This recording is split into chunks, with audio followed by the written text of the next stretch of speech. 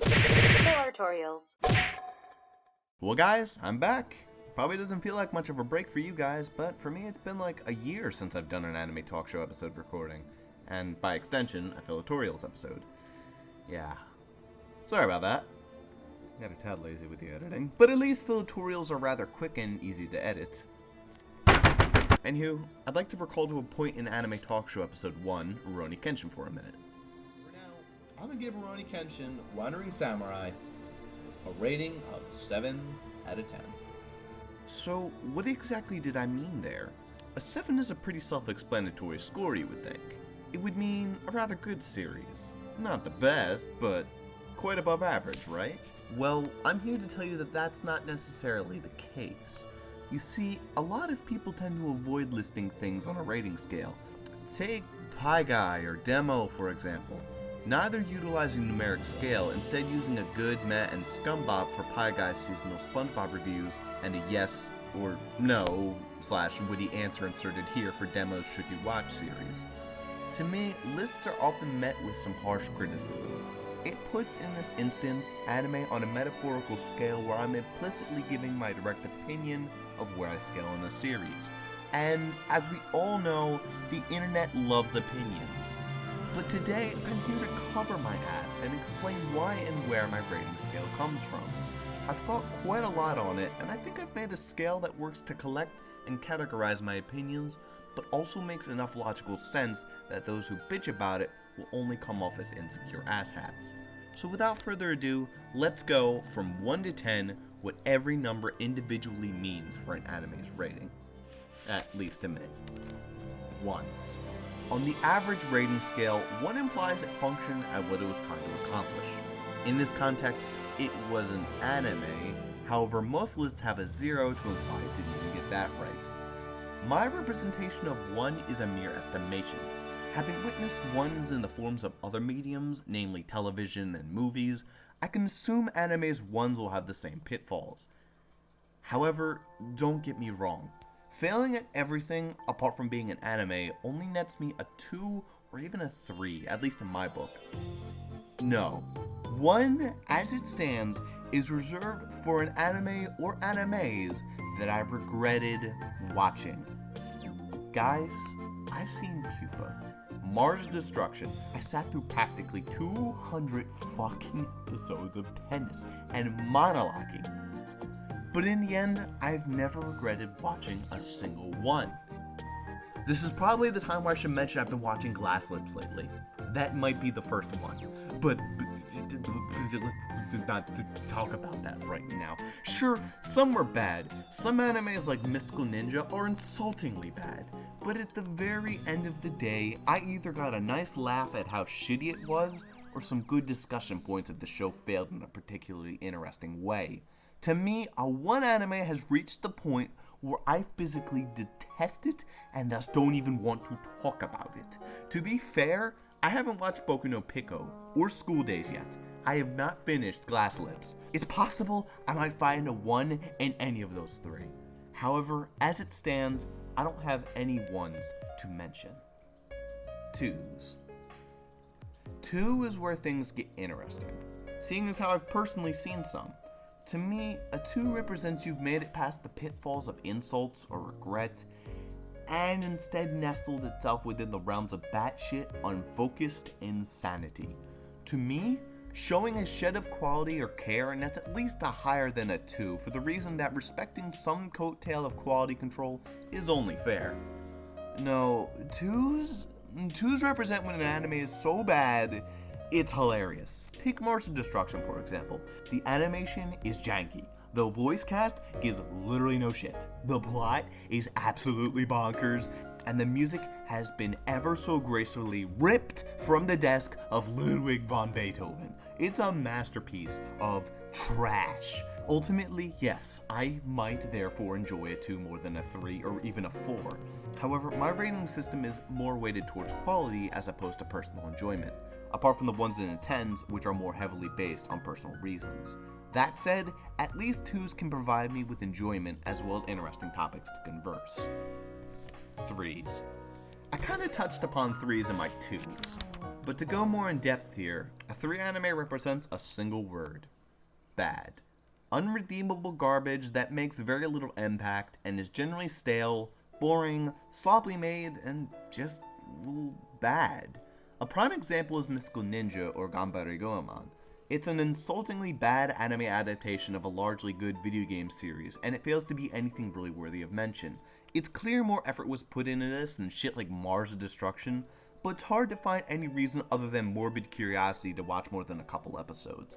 A lot of times, reviewers will find the unintentional screw-ups and nonsense makes for a better product. Personally, while I often agree, I feel like the demonstration of effort, even if it's minimal, is a sure sign of attempt, and that is admirable to me. Thus, I put 3s over 2s. 4s. Out of every number on the list, 4 animes are really the most varied in quality. In 4s, I imagine both 1s, 2s, and 3s, and potentially higher numbers in this position. But why? The simple answer is that my representation of a 4 is almost irrelevant in regards to quality. Yeah, 4s are bad animes. However, 4s represent an odd scenario where I feel the anime touched upon truly great ideas, but collapsed under a rock back in the dumpster. Guys, don't kill me, please. But I think a prime example is Pupa. What stands as a fundamentally broken, laughably bad series has some really good ideas. I like the idea of some strange alien disease warping this innocent girl into a killing monster, the mystery surrounding everything, and the rather okay animation, plus a rather fun opener. Most people rate this shit as like a 1 or a 2. I give it a 4. However, as watchers can quickly pick out, it all falls apart at the shitty dialogue, the janky pacing, and the laughably bad plot. Guys, episode 5 is nothing but the girl literally eating her brother for the entire duration to the sounds of him grunting and groaning and moaning in pain. It's garbage. But man, did it really waste opportunity. You see, Mars of Destruction is just stupid. No one could make that shit good. And honestly, though I might know how to make Ganbare Goemon good, I am certain the animation team didn't. Here, I legitimately don't know what happened.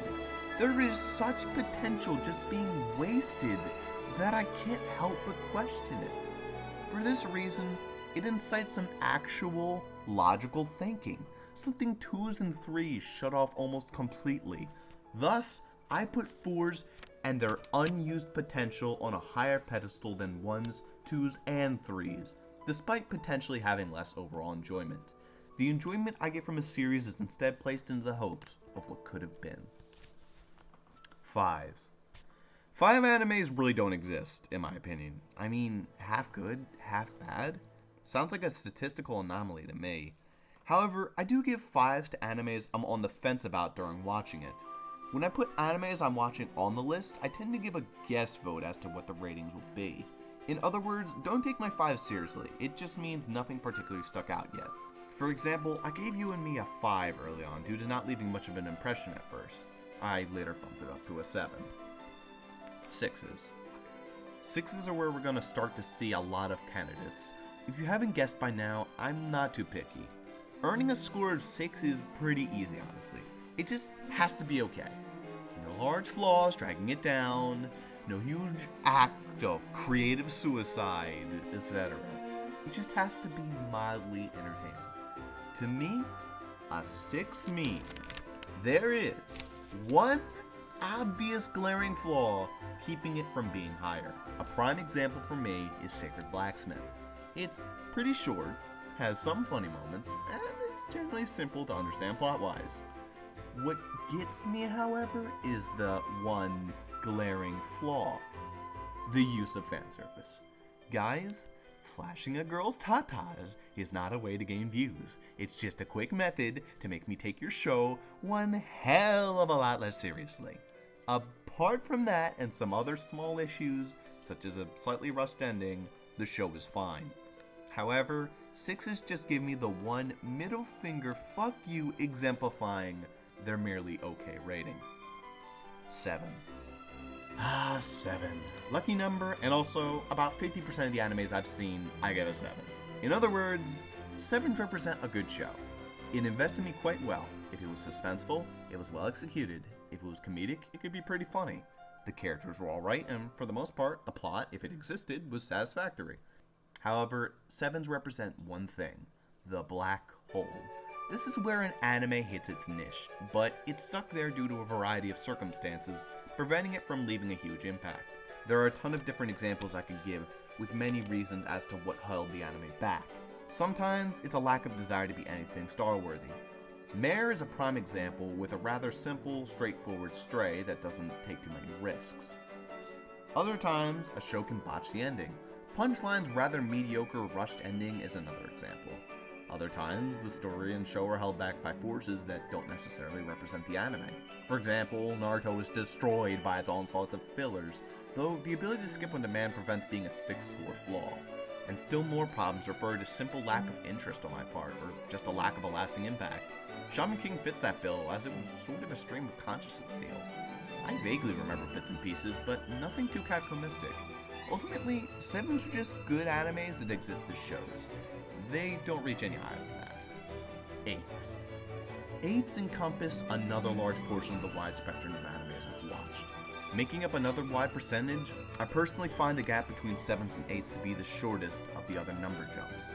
8s are, in a matter of speaking, just glorified number 7s with a slightly better overall production.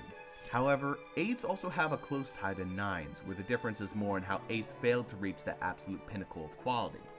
8s also pack a specific feature that earns them an extra point over 7s. For example, Death Note is an 8 because its fantastic plot and development greatly benefit the mystery elements of the show, and really make for an intense story. Another example is K-On!, with its effective use of a cooldown anime, as well as having a kick-ass soundtrack. Despite not being the absolute best, 8s often serve as short, good, rewatchable series with a lot of good features. 9s. At the near end of the spectrum, animes find themselves faced with true hurdles to fault. 9s do an exceptional job being the exemplifying resource other animes in the genre look up to. Because of this, 9s represent mastery of a particular genre. They don't appear often, but when they do, it's because the universe aligned and all the individual producers and quality controllers of the particular show got their shit together and created a truly artistic masterpiece. A prime example, in fact, the best example in my opinion, is Kino's Journey. What we have here is a philosophical exemplar with a fantastic story, memorable characters, and a gorgeous art and musical department. Another prime example is Toradora, which completely shuts down and overshadows other rom-com slice-of-life animes with its fantastic character spread, good development, all-star voice cast, hilarious comedy, and an ending that most animes in this genre fail to execute as well as Toradora did. Do you notice a pattern? 9s represent good characters, story, and a blend of other additions to make for a show that makes you feel so good watching it. It's at this point I generally start to take the elements the show is utilizing and try to provide them to my real life. One of the stories in Kino's Journey is about the argument of being a leader or a follower. The reasoning the show uses is so phenomenal, I want to make an entire Fillertorials episode on it somewhere down the line. But ultimately, 9s just represent the height of a genre's feel. And that just leaves 10s. 10 out of 10 is not a score to throw around lightly. I think most people understand that a perfect show doesn't really exist. There are so many elements that are contradictable and advocable that the perfection is impossible. To one person, an anime might be a 10. Just as easily, another could give it a 4, or even lower. I'm not going to sit here and justify 10 animes as the height of quality, because honestly, I don't think any of my 3 anime 10s are. Instead, I will explain what a 10 means to me. 10s are the number I give to an anime that has had any level of physical change on me as a person. Yeah, kind of a strange statement, huh? Let me explain. The 3 10s I've seen are as follows: Gash Bell, the first one I've ever watched, Clannad, the one to top Gash Bell after a 3-year reign, and Your Lie in April, coming in at a close third. On their own merit, each is at least worthy of a 9 to me. Gash Bell is the funniest, most heartfelt anime I've ever watched, and it gave me my favorite character in Tio. Clannad, on the other hand, was so well executed and its characters were so likable that I had to recognize its grandeur. And finally, there's Your Lie in April, which has the best visuals and soundtrack of the three, as well as an equally fantastic story. Despite these qualities, most 9s share equal traits that lead to 9s being, show-wise, within the same ballpark of quality. That said, what is the force that separates 10s from 9s? Simple. 10s are recognized by me as the animes that changed me as a person. Like, physically and mentally changed me. Kino's journey supplied me with a lot of food for thought. Honestly, it altered how I viewed certain aspects of culture, history, and the world around me. However, 10s did more than change my opinions or inspire me to be a better person. No, I mean they literally altered the course of my life. Gash Bell, alongside YouTube users like Proton John and Seamus, inspired me to start this YouTube channel. Yes, Gash Bell's impact of morality, friendship, and excellent story structure literally drove me to undertake one of the largest devotions of my life, rivaled only by school, family, and sleep. Clannad, on the other hand, gave me such a surge of optimism and an overwhelming urge to do something with my life that the day after watching it, whilst taking a shower of all things, I began storyboarding a book I wanted to write, and even came up with a name, Mia and I. And for a more literal example, with Your Lie in April, I had never previously considered how beautiful music could truly be. It inspired me to begin a rather forceful pursuit in music.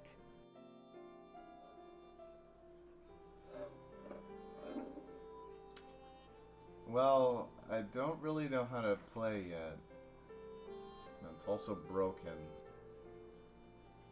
Hey Tyler, how do you play this shit? Bottom line, 10s are just inspirational. For me, they go beyond the scope of entertainment and reach a realm where the overwhelming feels you get from watching it inspire you to be a more fulfilling person.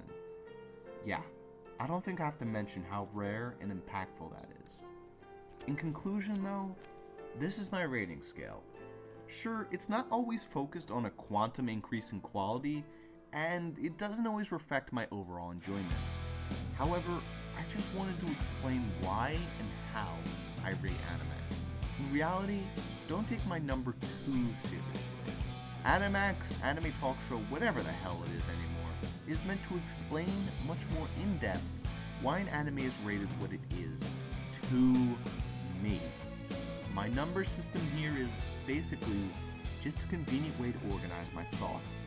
I think this is the biggest reason why people like Demo and Pie Guy don't use a rating scale. I don't know, something about how my scale gives Lucky Star a 9 and gives Death Note an 8. Yeah, something about that just screams I'm not exactly to be taken seriously with my numbers here. Just use some common sense and your own judgment, guys.